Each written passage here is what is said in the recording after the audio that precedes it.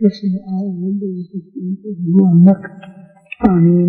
አቤቱ ቸር እግዚአብሔር አምላካችን ሆይ በዚህ ዕለት በዚህ ሰዓት በዚህ ስፍራ በቸርነትህ ስለሰበሰብከን ለዚህ ከፍተኛ ቀጠሮ ስላደረስከን ከሁሉ አስቀድሞ ቅዱስ ስምህን እናመሰግናለን። ቸር እግዚአብሔር አምላካችን ሆይ ሁለት ወይም ሶስት ሆናችሁ በስሜ ከተሰበሰባችሁበት እኔም ከዚያ በመካከላችሁ እገኛለሁ ብለሃልና በመካከላችን እንድትገኝልን ስብሰባችንን እንድትባርክልን ልናውቀው የሚገባንን የሚጠቅመንን ትምህርት እንድታስተምረን አእምሯችን ሊሸክመው ሊመረምረው ሊረዳው ሊጠቀምበት የሚችለውን ምስጢር እንድትገልጽልን ቅዱስ መንፈስህን እንድታድርብን ሀገራችን ኢትዮጵያን ኦርቶዶክሳዊ ተዋሕዶ ቤተክርስቲያናችንን ክርስቲያን ሕዝብህን በቸርነት እንድታስብልን መዓቱን በምሕረት ቁጣውን በትዕግስት እንድትመልስልን እንለምንሃለን። ክብር ምስጋና ለአብ ለወልድ ለመንፈስ ቅዱስ ይሁን ዛሬም ዘወትርም ለዘላለሙ አሜን። አባታችን ሆይ በሰማይ የምትኖር ስምህ ይቀደስ፣ መንግሥትህ ትምጣ፣ ፈቃድህ በሰማይ እንደሆነች እንዲሁም የዕለት ምግባችንን ዛሬ ስጠን፣ በደላችንን ይቅር በለን እኛም የበደሉንን ይቅር እንደምንል። አቤቱ ወደ ፈተና አታግባን፣ ከክፉ አድነን፣ መንግሥት ያንተ ናት፣ ኃይል ምስጋናም ለዘላለሙ አሜን። እመቤታችን ቅድስት ድንግል ማርያም በመልአኩ ቅዱስ ገብርኤል ሰላምታ ሰላም እንልሻለን። በሐሳብሽ ድንግል ነሽ፣ በሥጋሽም ድንግል ነሽ። አሸናፊ የእግዚአብሔር እናት ሆይ ሰላምታ ላንቺ ይገባሻል። ከሴቶች ሁሉ ተለይተሽ አንቺ የተባረክሽ ነሽ፣ የማኅፀንሽ ፍሬ ኢየሱስ ክርስቶስ ይመስገን። ጸጋን የተሞላሽ ደስ ይበልሽ፣ እግዚአብሔር ከአንቺ ጋር ነው። ከተወደደ ልጅሽ ከጌታችን ከመድኃኒታችን ከኢየሱስ ክርስቶስ ምሕረትን ለምኝልን፣ ኃጢአታችንን ያስተሰርይልን ለዘላለሙ አሜን። ኦ ኢየሱስ ክርስቶስ በከመ በሳህልከ ምሕረትከ ትሰረይ ኃጢአቴ ወኃጢአተ ኩሉ ሕዝብከ። ጌታዬ ኢየሱስ ክርስቶስ እንደ ይቅርታህ እንደ ቸርነትህ ብዛት የእኔንም የሕዝብህንም ኃጢአት አስተስረይ። በማወቅ ባለማወቅ በማሰብ በመፍራት በመናገር የተፈጸመውን ሁሉ እግዚአብሔር ይባርክልን። ህዳር ከ5 ቀን 1997 ዓመተ ምህረት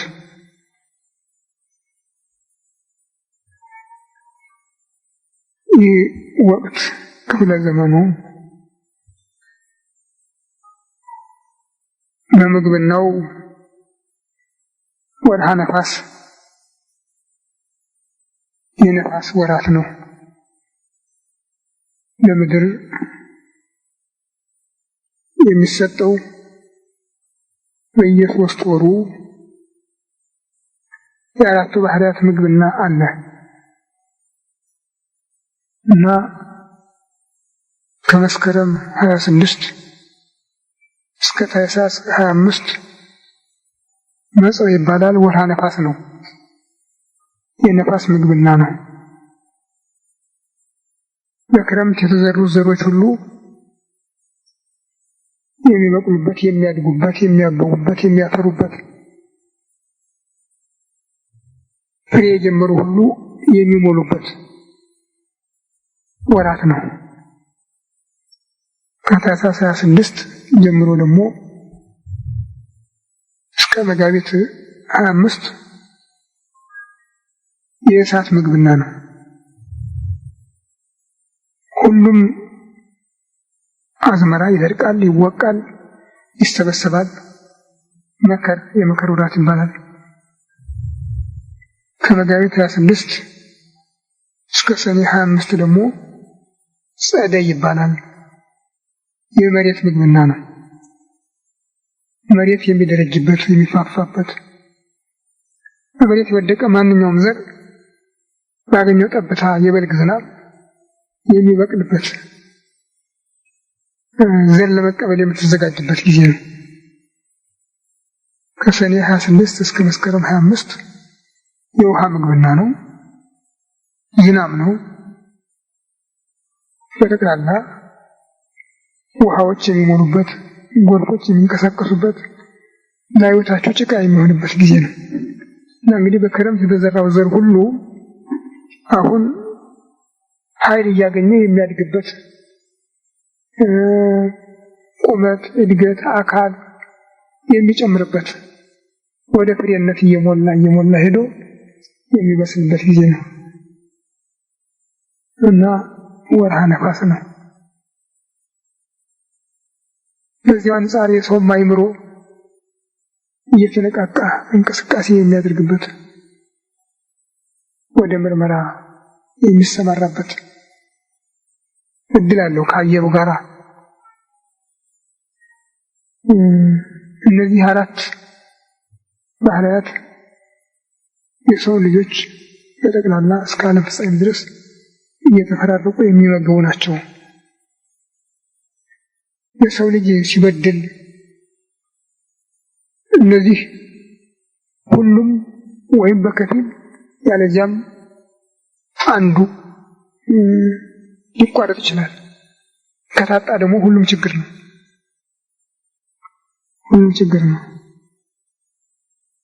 ዝናብ ጠፋ፣ ዝናብ መጣ፣ ለቅሶ፣ ዝናብ ጠፋ ለቅሶ የሚሆንበት ሰው የእግዚአብሔርን ቸርነት መከተል እያቃተው ነው። እሱ ለኖህ በሰጠው ቃል ኪዳን ኖህ ካቀረበበት ከሰኔ ወር ጀምሮ ዘርና መከር ከአሁን ጀምሮ በጋና ክረምት ዘርና መከር ብርድና ሙቀት ጊዜያቸውን ጠብቀው ይመላለሳሉ ነው ያለ። ይህ ከተዛነፈ ከሰው ልጅ በደል አለ ማለት ነው። ቅጣት ካልሆነ በስተቀር አይዛነፍም። ያንሳውን ጠብቆ መንቀሳቀስ አለበት። አሁን ድሮ በአሁኑ ጊዜ በእኛ እርግጥ ጠዋት ብርድ አለ። ከጥቅምት እስከ ጥር እስከ ጥምቀት ድረስ ብርድ ነበር። ፀሐይ ግን እንዲህ የሚያንገበግብ ፀሐይ አልነበረም። ዝናብም አለ። ጠል ይባላል። ጠል ለመከር ይባላል። ያልሞላውን ፍሬ እንዲሞላ የሚያደርግ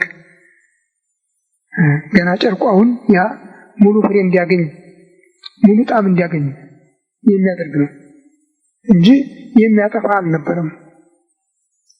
ይሄ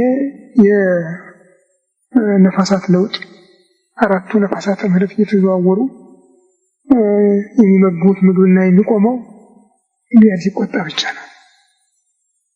12 ነፋሳት ናቸው። 8ቱ ነፋሳት ምህረት፣ 4ቱ ነፋሳት መዓት ናቸው፣ ያስቸግራሉ። ለቁጣ ግን እነዚህ ከተነፈሱ በምድር ላይ ረሃብ፣ ጦርነት፣ ወረርሽኝ፣ ልዩ ልዩ በሽታና ልዩ ልዩ ችግር ይፈጠራል። እንግዲህ ከኛ ይመጣል። ህዳር ማለት ራሱ ምድር የጸናችበት ማለት ነው። ውሃ ሆና ላልታ ከከረመች በኋላ አሁን በነፋስ ከዳር እስከ ዳር በነፋስ ተቃኝታ የጸናችበት ጊዜ ነው ማለት ነው።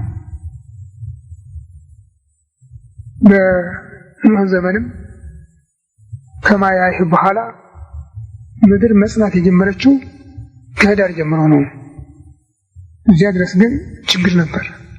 ከህዳር በኋላ ግን ምድር እየጸናች ውሃው ወደታች እየገባ ስለሄደ ጥቂት በጥቂት ተራሮችም ውሃው እየለቀቃቸው መጥተው በጥር ራሳቸው መታየት ጀመረ።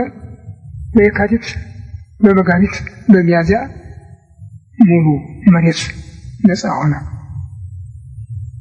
እና ህዳር ማለት ምድር የጸናችበት ማለት ነው።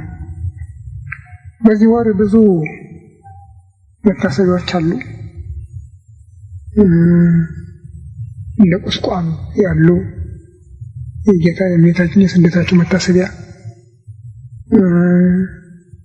ህዳር 7 ቀን በቅዱስ ጊዮርጊስ ስም ለመጀመሪያ ጊዜ ቤተክርስቲያን የተሰራበት ነው። ህዳር 8 ቀን የኪሩቤል መታሰቢያ ነው። ህዳር 9 ቀን የሰለስቱ ምዕት ስብሰባ ነው። ጉባኤ የነበረበት ነው። አርዮስ የተረታበት የተወገዘበት ነው። ህዳር 12 ቀን የቅዱስ ሚካኤል የሹመቱ በዓል ነው። ህዳር 13 ቀን የአእላፍ በዓል ብለን የምናስበው ዳንኤል ጌታን በሰው ልጅ አምሳል ወሬቱ ወልወልደ ጓለም ሲል የተናገረበት እና ስጋዊውን ያመሰከረበት ነው። ህዳር 18 ቀን የፊልጶስ በዓል ነው። ህዳር 21 ቀን የእመቤታችን ነው። ህዳር 24 ቀን ካህናተ ሰማይ ነው። ህዳር 5 ቀን ከመጀመሪያዎቹ የሰማዕታት ክፍሎች ሰማዕታት አንጾኪያ የሚባሉ አሉ። በመክሲሚያኖስ በዲዮቅልጥያኖስ ዘመን መከራ የተቀበሉ በዲዮቅልጥያኖስ እጅ እነ ቅዱስ ፋሲለደስ፣ እነ ቅዱስ አወልያ አባዲር፣ እስጢፋኖስ፣ ፊቅጦር፣ መርምህናም፣ መርቆሪዎስ እነዚህ ሁሉ የዚያ ጊዜ እነ ቅዱስ ገላውዲዮስ ሰማዕታት አንጾኪያ ናቸውና ከነሱ አንዱ የቅዱስ መርቆሪዎስ የዕረፍት ቀን ነው ዛሬ። ኃያል ሰማዕት ነው። ብዙዎች ወታደሮች የነበሩ ናቸው። ከውትድርና ነው ወደ ሰማዕትነት ዓለም የገቡ። ትጥቃቸውን እየወረወሩ እየጣሉ እኛ የምድራዊ ንጉሥ ታዛዥ አንሆንም እያሉ ነው ወደ ሰማዕትነት የገቡ። ራሳቸውን መሪ አድርገው መዋጋት ይችሉ ነበር። ነገር ግን የእግዚአብሔር መልአክ አይሆንም ስላላቸው ያን ትተው ወደ ሰማዕትነት ገቡ እና ቅዱስ መርቆሪዎስ አንዱ ታላቁ ሰማዕት ነው። ኡልያኖስ በሚባለው ንጉሥ ዘመን የነበረ እሱንም የተበቀለው እሱ ነው። ቤተ ክርስቲያንን ይታገል ስለነበረ ወዲያው በሞተበት በሁለተኛው ዓመት ነው። ቅዱስ ባስልዮስና ቅዱስ ጎርጎርዮስ በስዕሉ ፊት ቆመዋል። ከሚኖርበት ቤት ፈረሱ ታስሯል። ጦሩና ጋሻውም ተሰቅሏል። እዚያ ቆመው እባክህ እርዳን ብለው ጸለዩ። እባክህ የክርስቲያን እንደምተበቀል ብለው ጸለዩ። ስዕሉ አንገቱን ነቀነቀ ይላል። ጸሎታቸውን ሰምቻለሁ፣ ወደ አምላክ ፊት አቅርቤላቸዋለሁ እንደማለት። ትንሽ ቆይቶ ግን ሲገቡ ከቤት ፈረሱ የለም፣ ጦሩና ጋሻውም የለም። አሁንም ቆየት ብለው ሲመለሱ ፈረሱ አልቦት ጫን ጫን ይተነፍሳል። ጦሩና ጋሻው ደግሞ በደም ተረጭቷል። ቀተል ኮኑ ለኡልያኖስ፣ ኡልያኖስን ተበቀልከው ብለው ጠየቁት ይላል። አዎን እንደማለት ደነነ ስዕል ከመኦሆ ዘይብል፣ አዎን እንደማለት አንገቱን ቀልበስ አድርጎ አሳያቸው ይላል። ቅዱስ ያሬድ እንዲህ አድርጎ ወስዶታል። በዚህ ደስ ብሏቸው እግዚአብሔርን አመሰገኑ ይላል። እንዲህ ያሉ ሰማዕታት ናቸው ቤተ ክርስቲያንን ሲያስከብሩ የኖሩ። ኢትዮጵያም የምታውቃቸው የምታከብራቸው እነዚህን ነው። ህዳር 26 ቀን ደግሞ ሰማዕታት ተናግራል የሚባለው ነው። ፊናስ የተባለ አይሁዳዊ ክርስቲያኖችን ብዙ ክርስቲያኖችን የፈረጀበት ቀን ነው። በዚያም ብዙ ታምራት ተደርጓል። በዚህ በህዳር የብዙ ቅዱሳን መታሰቢያ አለ። ህዳር 29 ቀን የተፍጻሜተ ሰማዕት ጴጥሮስ መታሰቢያ ነው። ታዲያኛ ባስ ብለን ስንናገር ስናከብር ማንም ሰው ስራ እንዳይሰራ አይደለም ያወጅ ነው። አትስሩም አላልንም። የሚሰሩት ይሰራል። ግን መታሰቢያቸው በሚደረግበት በዚያ ቤተ ክርስቲያን መታሰቢያቸው በስነ ስርዓት በውዳሴ በቅዳሴ በጸሎት በመውሰድ ይፈጸማል። በሁሉ ቤተ ክርስቲያን የሚከበሩ በዓላት አሉ። የእመቤታችን የጌታ እነዚህ ሰንበት በሁሉ ቤተ ክርስቲያን የሚከበሩ ናቸው። የቅዱሳን በዓላት ግን መታሰቢያቸው ባለበት የሚታሰቡ ናቸው። መታሰቢያቸው ባለበት የሚከበሩ ናቸው እና በዚያ መታሰቢያቸው ቀን ያ መታሰቢያቸው ባለበት ቦታ ያለው ሕዝበ ክርስቲያን ያከብራቸዋል። ያም ደግሞ ጉዳት የለውም። በረከት ከማግኘት በስተቀር ጉዳት ያመጣበት ጊዜ የለም። በረከት ነው። ጸጋ፣ በረከት፣ ልምላሜ፣ ሀብት እንጂ አንድ ቀንም በቅዱሳን ስም ሰዎች በዓል አክብረው የተጎዱበት የተቸገሩበት የደህዩበት ጊዜ የለም። አሁን ከመሬት ተነስተው ጎጂ ባህል የሚሉ ነገር ፈጥረው ዓመት እስከ ዓመት በዓል ሆነ ቤተክርስቲያን አላሰራምናለች የሚጮህ ነው። ስሩ ቢሏቸው እንኳን የሚሰራ የለም። ሲያላግጥ ነው የሚል ሁሉም። ቤተክርስቲያን ግን መስመር በሌለው መልክ ያዘዘችው ትእዛዝ የለም። ሁሉንም በመስመር በመስመሩ ነው ያዘዘችው። እና ስራን ያስተማረ ማን ነው? መጀመሪያውኑ ብላ በሀፈ ገጽከ በፊት ወዝ ወጥተህ ወርደህ ሰርተህ ብላ ብሎ ያዘዘ እግዚአብሔር አይደለም? 6 ቀን ስራ 7ኛው ቀን ሰንበት ነው አክብሮ ብሎ ያዘዘ እግዚአብሔር አይደለም? ስራ ያለ ማን ነው? አክብሮስ ያለ ማን ነው? ሁለቱንም የሰጠ እግዚአብሔር ነው። ስራውንም ለጥቅማችን እረፍቱንም ለክብራችን አዘጋጀ። ሁሉንም በመልኩ መጠቀም ሲገባ አለመልኩ ሲያላግጡ ማለም አግባብ አይደለም። በመልኩ መስራትም ወንጀል አይደለም። ስለዚህ በእውነት እየተጠነቀቅን ካልሄድን በስተቀር አገራችን ወደ ከፋ ችግር እየሄደች ነው። ሰው ራሱን በራሱ መፍጠር አይችልም። አሁን የምንለው ሰው መፍጠር የሚባል ነገር ነው አይችልም። ስነ ፍጥረት የእግዚአብሔር ነው። የጾታ እኩልነት ይባላል። ለመሆኑ ሴቷን ወንድ ወንዱን ሴት ማድረግ ይቻላል? እሺ እኩል እንሆን ይቻላል ወይ? እኩል እኮ ማለት በሁሉ ነገር እኩል መሆን እኮ አለ። እንኳን ሌላ በሚዛን መተካከል ይመጣል። ሌላ ቢቀር በቀረስ የተፈጥሮ ስነ ቅርጽ የስነ ፍጥረት ስነ ቅርጽ እያለ ሴቷንም በመልኳ የፈጠረ አምላክ ራሱ ነው። ወንዱንም በመልኩ የፈጠረ ራሱ አምላክ ነው። ከዚህ አልፎ ተርፎ በስልጣን ገብቶ የጾታ እኩልነት ማለት ምን አመጣው? እንዴት እኩል ሊሆን ይችላል? ጠባዩስ ምን ሊገናኝ ይችላል? የወንድ ጠባይ ሌላ ነው፣ የሴት ጠባይ ሌላ ነው። የወንድ ጠባይ ጭካኔ ነው፣ የሴት ጠባይ ደግሞ ርህራሄ ነው።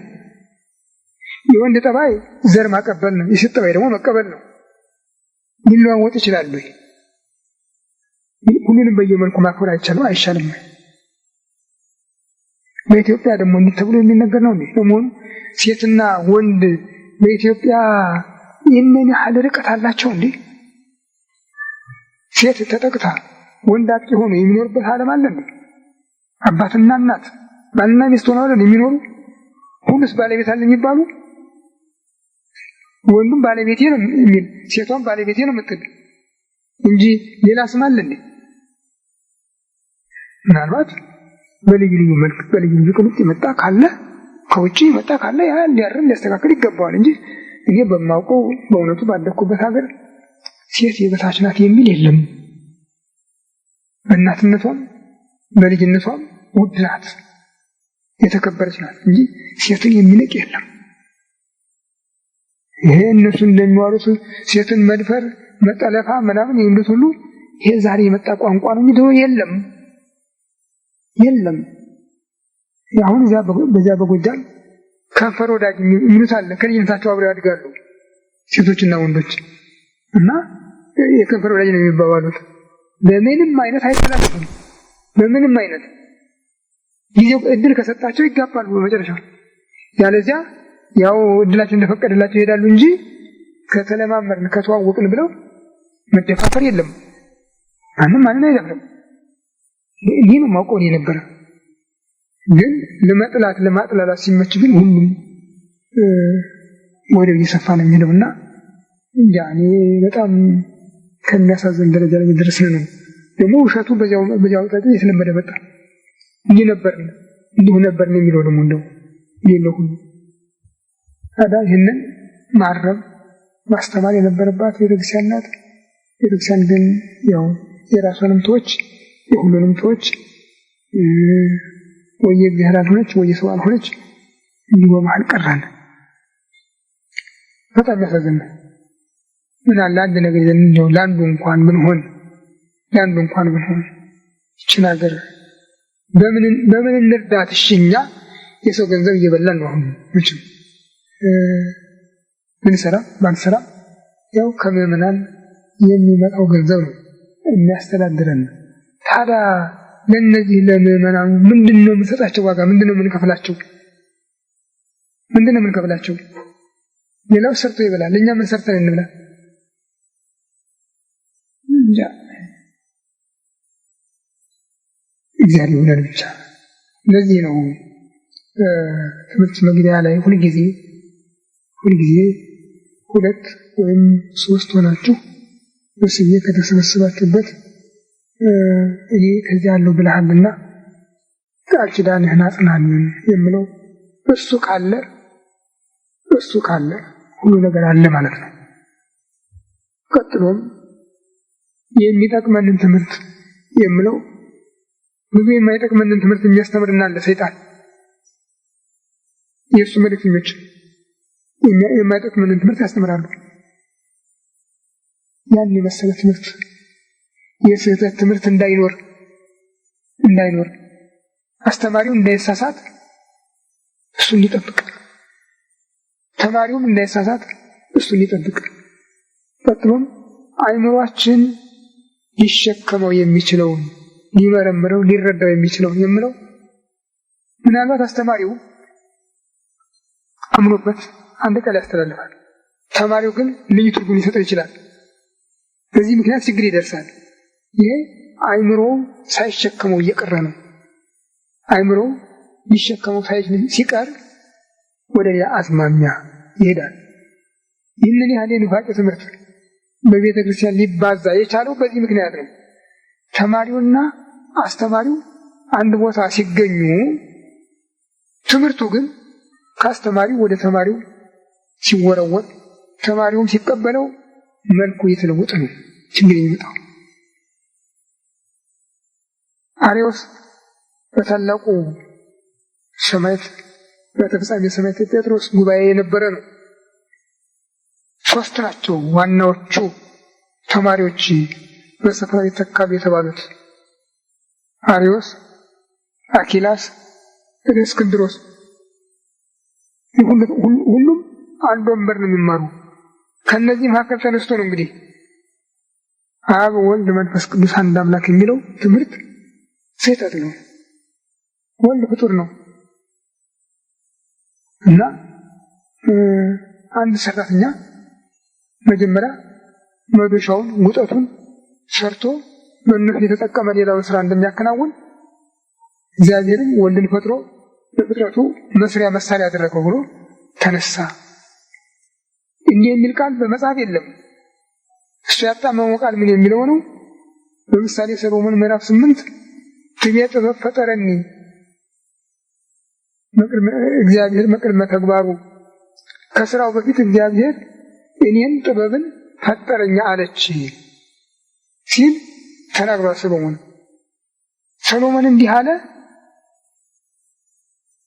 አዳምን በአምሳላችን በአርአያችን ብሎ እግዚአብሔር ሲፈጥረው ከእውቀት ጋር ፈጠረው ለማለት ነው የተናገረው። ይህ ወደ ስራ ከመሰማርቱ አስቀድሞ ይህንን እውቀት ሰጠው ለማለት ነበር የተናገረው። ቀጥሎም ወይም ቅድመ አድባር ወአውግር ወለደኒ፣ ተራሮች ኮረብቶች ሳይፈጠሩ ወለደኝ ብሎ የመጀመሪያ እውቀት ለሰው ልጅ የተላለፈው ከእግዚአብሔር መሆኑን ነበር ያረጋገጠ። ይህንን ወስዶ ጥበብ የተባለ ወልድ ነው የሚል ትርጉም ሰጥቶ ነው እንግዲህ ትምህርቱ ያበላሸው። መምህሩ ጓደኞቹ ቢነግሩትም እንዲህ ብሎ ኋላ በ318 ሊቃውንት ጉባኤ ተወግዞ ተለይቷል። አንተ እንዳልከው እንኳን እንቀበል ቢለው ለእስክንድሮስ ነበር አፈ ጉባኤው።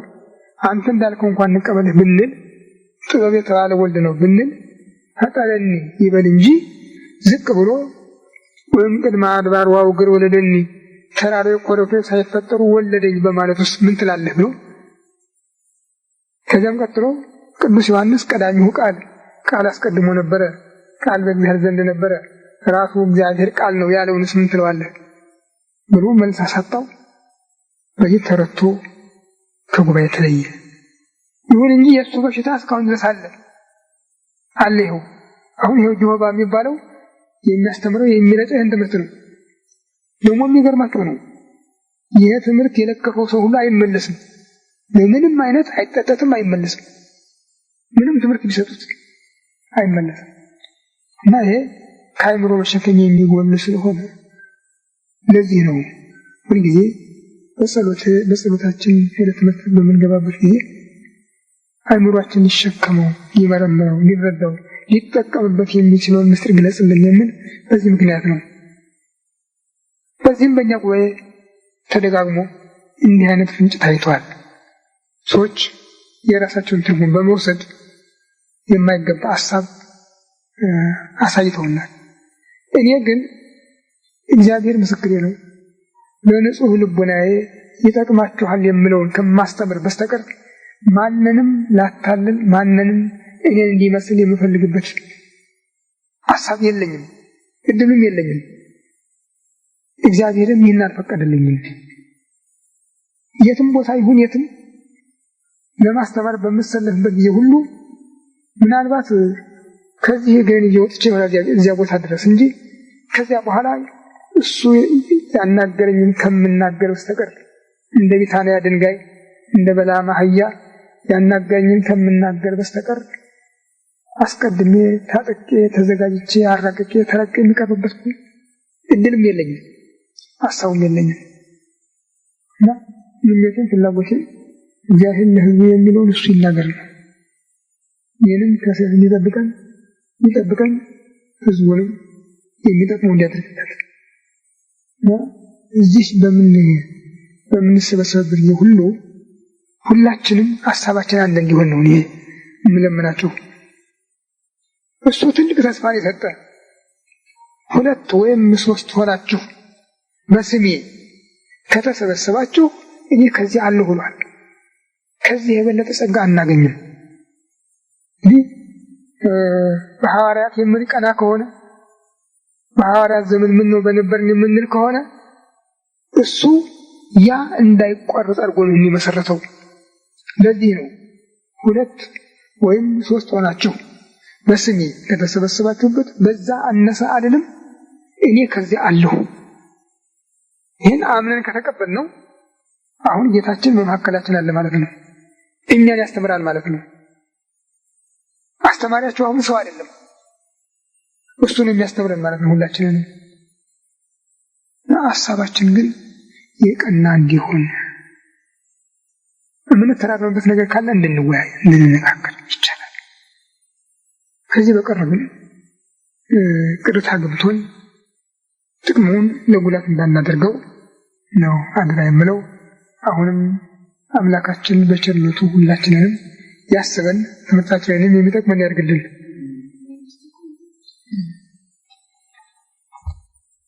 ያለው ሀብቱ ንብረቱ ሁሉ የእሱ ነው። እሷም ከአካባ ጀምሮ ያለው ሀብቷ ንብረቱ ሁሉ ያንተ ነው። ምንድን ያለ ቅዱስ ጳውሎስ መጀመሪያ ለቆሮንቶስ ለጻፈው መልእክቱ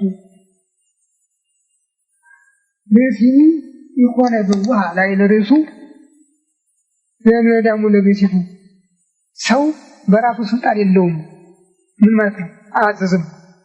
ስልጣን ለሚስቱ ነው፣ የምታዝበት ሚስቱ ናት እኮ ያለ ወከማሁ በይተኒ ይኮነት በውይተ ላይ ለሬሳ እንዲሁ ሴትም በራሷ ላይ ስልጣን የላትም። ዘን ለዳሙ ለምታ ስልጣኑ የባሏ ነው፣ እሱ ነው የሚያዝባት። ይሄ ስለሆነ ሁሉ ቤቲ ይልበር በቤቱ ሰው ሁሉ በሚስቱ ብቻ ተወስኖ ይኖር። ወኩላ በሴትን በምታ ሴት ሁሉ በባሏ ብቻ ተወስና ትኖር። ለወንድ ለሚስቱ የሚገባትን ያድርግላት፣ ሴትም ለባሏ እንድታደርግለት። ይሄ ለሌላ የማይሆን ነው። ለሚስቱ የሚሆነው ለሌላ አይሆንም፣ ለባሏ የሚሆነው ለሌላ አይሰጥም። ከዚህ ጊዜ ጀምሮ ቤት ማለት አካል ነው። ከአካል ጀምሮ ያንተ የሆነ ሁሉ የሷ ነው፣ የሷ የሆነ ሁሉ ያንተ ነው። እንግዲህ ከዚህ የበለጠ ምን እኩልነት አለ? አንድ አካል ናቸው ያለ እኛ በእምነታችን ያን የምንቀበለው ባለንስ አንድ አካል ናቸው። በሕዋሳት ውስጥ ልዩ ልዩ ስም ያላቸው ሕዋሳቶች አሉ።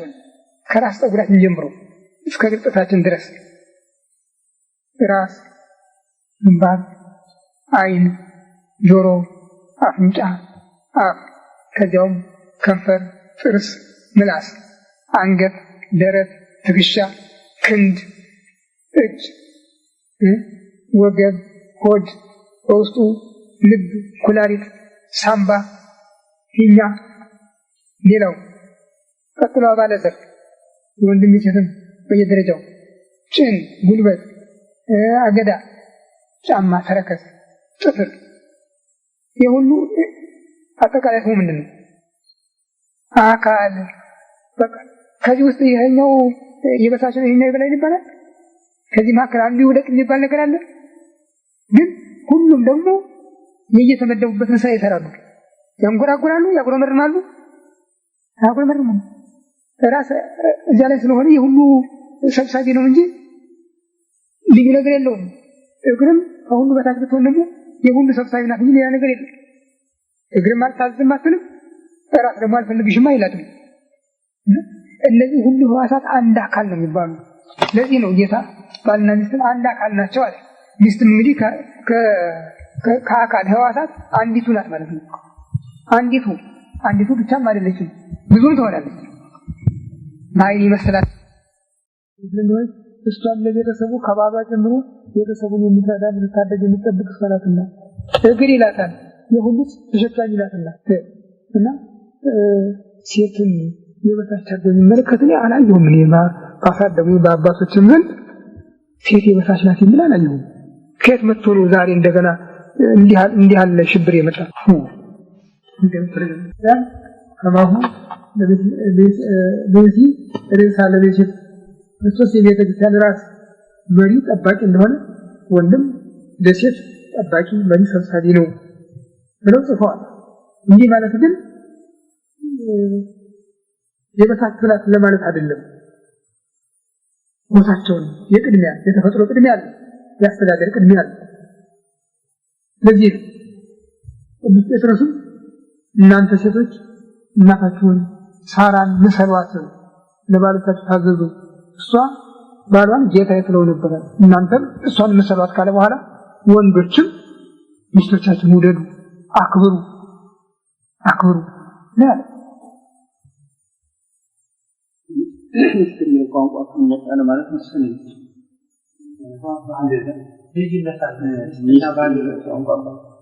ሚስትማ የሚለው ባል ማለት ባለቤት የሚለው መሰረት ነው። ባለቤት የሚለው ባልተቤት ያለ ለሴት ሲሆን ማንታ እየቀረ ነው እንጂ ለሴት ባልተቤት ለወንድ ባለቤት የሚል ያን ነገር የግዕዝ ቋንቋ ነው። ሚስት የሚለው ደግሞ ለሴት ከሚለው ቃል የተወሰደ ነው። አንዳንድ ጊዜ ምሽት ይሉታል ሰዎች፣ ምሽት ብለው ይጠሩታል። ምሽት ማለት ነው። በእንቅልፍ ወማምጻ እግዚአብሔር ለቃሰ ላይ ለአዳም በእንቅልፍ ላይ እንቅልፍ አመጣበት እና ወሶቢሃ ለቀለ አጥመ ማጥመ ገቦሁ እንጂ ከጎኑ አንተ አጥንት ነቅሎ ፈጠረ ሔዋንን ፈጠራት ይላልና በዛ ጊዜ የነበረች የተገኘችበትን ጊዜ ለማስታወስ ነው ሚስት ምሽት የምትባለው። ምሽት ማለት ነው። እዚህ ያለውን ቃል በሴት ይላል እና ከዚያ ከፊል እንተቱ ሴት ይባላል።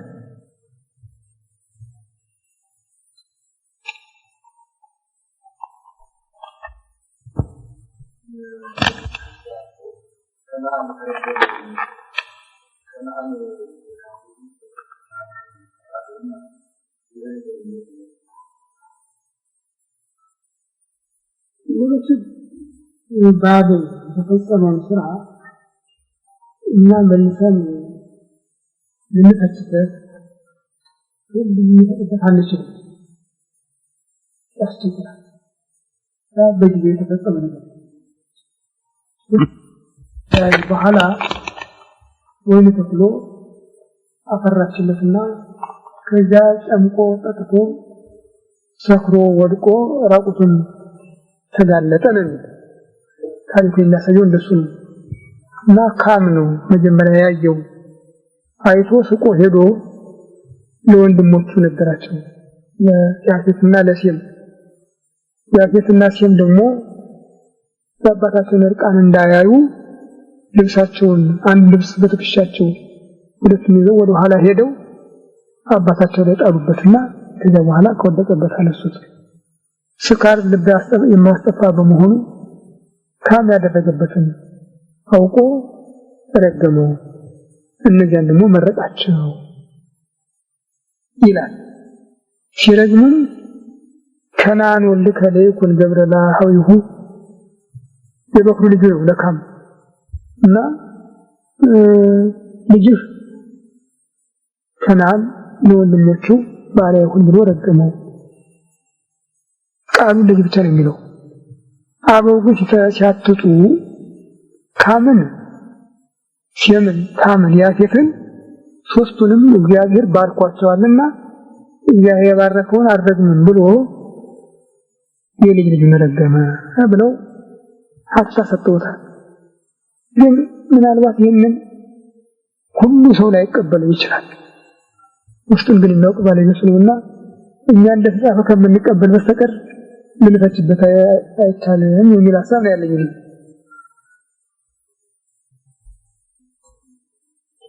በስመ አብ ወወልድ ወመንፈስ ቅዱስ አሐዱ አምላክ አሜን። አቤቱ ቸር እግዚአብሔር አምላካችን ሆይ በዚህ ዕለት በዚህ ሰዓት በዚህ ስፍራ በቸርነትህ ስለሰበሰብከን በዚህ ከፍተኛ ቀጠሮ ስለደረስከን ከሁሉ አስቀድሞ ቅዱስ ስምህን እናመሰግናለን። ቸር እግዚአብሔር አምላካችን እስከ ዓለም ፍጻሜ ከእናንተ ጋር ነኝ ብለሃልና እንዳትለየን፣ እንዳትርቀን፣ እንድትታደገን፣ እንድትጠብቀን ከመከራ ሥጋ ከመከራ እንድትሰውረን እንለምንሃለን፣ እንማልድሃለን። ክብር ምስጋና ለአንተ ለቸር አባትህ ለመንፈስ ቅዱስ ይሁን ዛሬም ዘወትርም ለዘላለም አሜን። አባታችን ስምህ የምትኖር ስምህ ይቀደስ፣ መንግሥትህ ፈቃድህ በሰማይ እንደሆነች እንዲሁ በምድር ትሁን። የዕለት ምግባችንን በደላችንን ይቅር በለን እኛም የበደሉንን ይቅር እንደምንል። አቤቱ ወደ ፈተና አታግባን ከክፉ ሁሉ አድነን። መንግሥት ያንተ ናትና ኃይል ምስጋናም ለዘላለሙ አሜን። እመቤታችን ቅድስት ድንግል ማርያም በመልአኩ ቅዱስ ገብርኤል ሰላምታ ሰላም በሐሳብሽ ድንግል ነሽ፣ በሥጋሽም ድንግል ነሽ። የአሸናፊ የእግዚአብሔር እናቱ ሰላምታ ላንቺ ይገባል። ከሴቶች ሁሉ ተለይተሽ አንቺ የተባረክሽ ነሽ፣ የማኅፀንሽ ፍሬ ኢየሱስ ክርስቶስ ምስጉን አምላክ ጸጋን የተሞላሽ ደስ ይበልሽ፣ እግዚአብሔር ከአንቺ ጋር ነውና ከተወደደ ልጅሽ ከጌታችን ከመድኃኒታችን ከኢየሱስ ክርስቶስ ምሕረትን ለምኝልን ኃጢአታችንን ያስተሰርይልን ለዘላለሙ። ሰላም ለኪ ለይሰጥ ማርያም መስተውቆች የማለላይት ላይ እንታና ቤት ይሁን ማለት ነው። እንተግሩትን ማርያም ድንግል ናይታን ነፍስን ይዘን ነሁም ይሰሰስ ነቢት ወብንሱ ሰይነት ለሚተዱ ወደብረ ኃይል ወዘሮም ونفذهم الأيام ومالكين وأغلهم ورفت له خلونا وقولت له ورفت له خلونا ونزل رزقنا لهم مريم من الأيام ثالثا من الليل نزلنا أول شيء على الله تعالى من تواجده ميزاتين بالنسبة من مريم سنعت عنهم سنسارت عنهم سنبع الله ويسوزر كله በአብ በወልድ በመንፈስ ቅዱስ ዙፋን ፊት በምታቀርቢው በአማላጅነትሽ እንድታስቢን መሐሌተ ወልድ ተዘከር ኪዳኔ ወደሽ የምታቀርቢው ጸሎትሽ እንድታስቢን እንዳትረሽን እንለምንሻለን፣ እንማልድሻለን። ጌታችን አምላካችን መድኃኒታችን ኢየሱስ ክርስቶስ የእናት ልመና ፊት ያስመልስን መንገድ ያስቀድስንና በእናትህ አማላጅነት ኃጢአታችንን ይቅር እንድትለን ጸሎታችንን እንድትቀበለን ሀገራችን ኢትዮጵያን ኦርቶዶክስ ተዋሕዶ ቤተክርስቲያን ክርስቲያን ሕዝብን በቸርነት እንድታስብልን፣ ሕፃናትን እንድታሳድግልን፣ ለሽማግሌዎችም የሰላም የጤና ሕይወት እንድታድላቸው፣ ሰርቶ ወጥቶ ወርዶ ለሚኖረው ሁሉ አንተ እርዳታህን እንዳታጎልበት አንተ በቸርነት እንድታስበን። ይህ የፈተና ዘመን ለእኛ ከአቅማችን በላይ ስለሆነ አንተ በቸርነት እንድትመልሰው እንድትመልስልን እንለምንሃለን፣ እንማልድሃለን። ክብር ምስጋና ለአንተ ለቸር አባትህ ለመንፈስ ቅዱስ ይሁን ዛሬም ዘወትርም ለዘላለሙ አሜን። አባታችን ሆይ በሰማይ የምትኖር ስምህ ይቀደስ፣ መንግሥትህ ትምጣ፣ ፈቃድህ በሰማይ እንደሆነች እንዲሁ በምድር ትሁን። የዕለት ምግባችንን ዛሬ ስጠን፣ በደላችንን ይቅር በለን እኛም የበደሉንን ይቅር እንደምንል። አቤቱ ወደ ፈተና አታግባን ከክፉ ሁሉ አድነን። መንግሥት ያንተ ናት፣ ኃይል ምስጋናም ለዘላለሙ አሜን።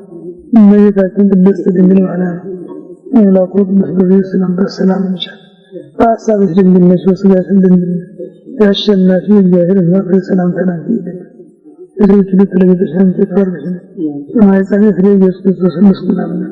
ጸጋን የተሞላሽ ደስ ይበልሽ እግዚአብሔር ከአንቺ ጋር ነው ከተወደደ ልጅሽ ከጌታችን ከመድኃኒታችን ከኢየሱስ ምሕረትን ለምኝልን ኃጢአታችንን ያስተሰርይልን ለዘላለሙ አሜን። ኦ እግዚእ ኢየሱስ ክርስቶስ በከመ እበሳይልከ ወምሕረትከ ስረይ ኃጢአተየ ወኃጢአተ ኩሉ ሕዝብከ ጌታ ኢየሱስ ክርስቶስ እንደ ይቅርታ እንደ ቸርነት ብዛት የኔንም የሕዝብህንም ኃጢአት አስተስርይ። በማወቅ ባለማወቅ በማሰብ በመስራት በመናገር የተፈጸመውን ሁሉ እግዚአብሔር ያበረከተ እንደ ፍቅር የመንፈስ ቅዱስ ሰብስቦ እንደተመራ ይድረስ።